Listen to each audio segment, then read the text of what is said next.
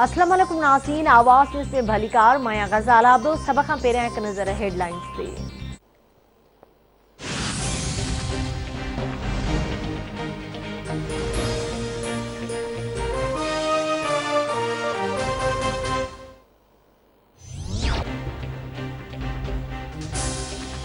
वज़ीर आज़म इमरान खान जी सदारत हेठि पार्टी तर्जुमाननि ऐं वज़ीरनि जो इस्लामाबाद में इजलास। कोरोना ऐं मुल्क जी सियासी सूरतयाल ते ख़यालनि जी ॾेवट। वज़ीर आज़म जो चवणु आहे त मुख़ालिफ़ धुर खे कंहिं बि सूरत में एनआरओ न ॾिनो वेंदो। हुकूमत खे अवाम जी सिहत जो फ़िक्र आहे। मुख़ालिफ़ धुर खे पंहिंजो लुटियल माल जी ॻणती आहे। अपोज़िशन लाहौर में भले 10 जलसा करे तॾहिं बि फ़र्क़ु न पवंदो। मुंहिंजी हुकूमत हली बि वञे तॾहिं बि अपोज़िशन खे एनआरओ न मिलंदो।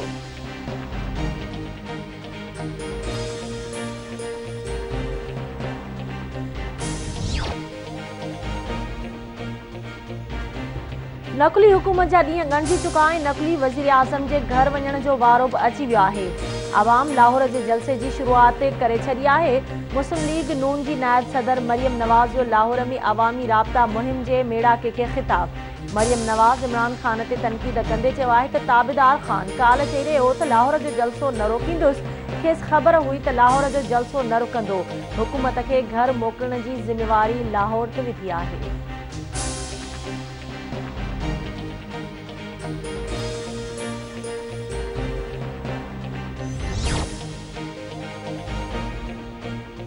पीडीएम लाहौर में 13 डिसंबर ते जलसे लाइ सलाह मशवरा तेज़ करे छॾिया। अॼु पीडीएम जे इजलास में अहम फ़ैसिलनि जो इम्कान। राणा सनाउल्लाह ऐं कमर ज़मान कायरा जो चवणु आहे त हुकूमती रंडकुनि बावजूदि मीनारे पाकिस्तान ग्राउंड ते जलसो लाज़मी कयो वेंदो। टकराव जी सूरत में ज़िम्मेवार इमरान खान हूंदो। असेंबलियुनि तां इस्तीफ़ा जो फ़ैसिलो पीडीएम जी क़यादत कंदी।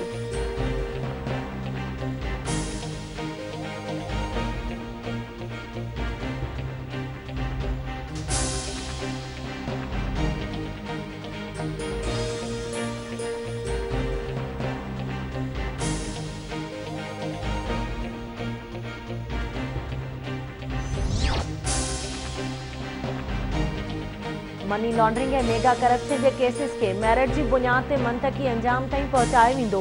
नेब जो कंहिं बि सियासी गिरोह या फ़र्द सां वास्तो नाहे। नेब chairman justice retired Javed Iqbal जो अमलदारनि जे इजलास खे ख़िताब। संदसि चवणु आहे त नेब जे केसिस खे जल्द उकलाइण लाइ जांच ऐं तहक़ीक़ जो मुदो 10 महीना मुक़ररु कयो वियो आहे।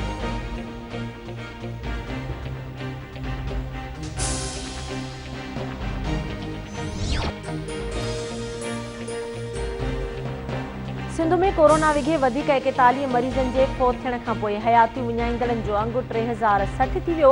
गुज़िरियल 24 कलाकनि दौरान 1726 नवां केस ज़ाहिर थिया। सूबे में इन वक़्त ताईं 1,62,212 केस थी चुका।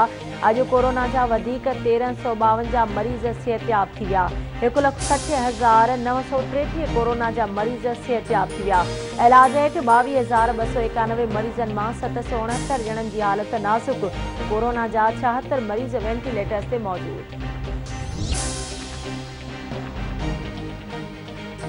जेयूआई सरबराह मौलाना फज़ल रहमान सियासी मज़हबी जमायतुनि जी अस्करी विंग्स बाबति वफ़ाक़ी घरू खाते जे ख़त खे बदनीयती ते ॿधल करार ॾेई छॾियो। मौलाना फज़ल रहमान जो चवणु आहे त अस्करी विंग्स ऐं रज़ाकारनि में फ़र्क़ु हूंदो आहे। अंसारुल इस्लाम इलेक्शन कमीशन में रजिस्टर थियल जेयूआई जी दस्तूरी विंग आहे। डंडे जी का बि रजिस्ट्रेशन या लाइसेंस नाहे हूंदो। घरू खाते जो ख़त सियासी दॿा लाइ आहे।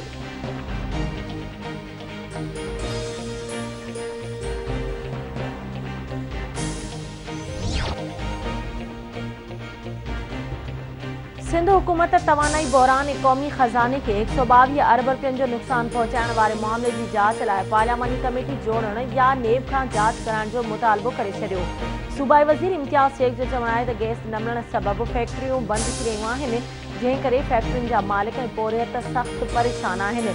बेट सिंध जा आहिनि। सिंध हुकूमत जी इजाज़त खां सवाइ का बि अॾावत न थींदी। बेटन स्टील मिल ऐं रेलवे जी ज़मीन ते वफ़ाक़ी हुकूमत जी अखि आहे, पर कब्ज़ो कंहिं बि सूरत में न करणु ॾींदासीं।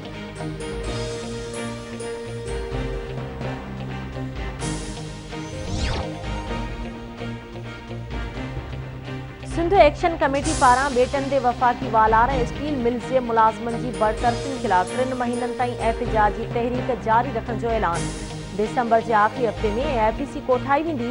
जलाल महमूद शाह जो चवण आहे त बेटन बाबति नीदरलैंड की सरकार के ख़त लिखी आगाह कयो वेंदो। बेटन बाबति मुआहिदो गैर कानूनी आहे। सिंध हुकूमत जो रवैयो बिटो ऐं मुनाफ़क़ाणो आहे। बेट सिंध की मिल्कियत आहिनि, कब्ज़ो करणु ॾिनो वेंदो। डॉक्टर कादिर मक्सी चयो आहे त बेटनि ते कब्ज़े ख़िलाफ़ तहरीक जारी रखंदासीं, भले गिरफ़्तार कयो पर असां डिॼण वारा न आहियूं।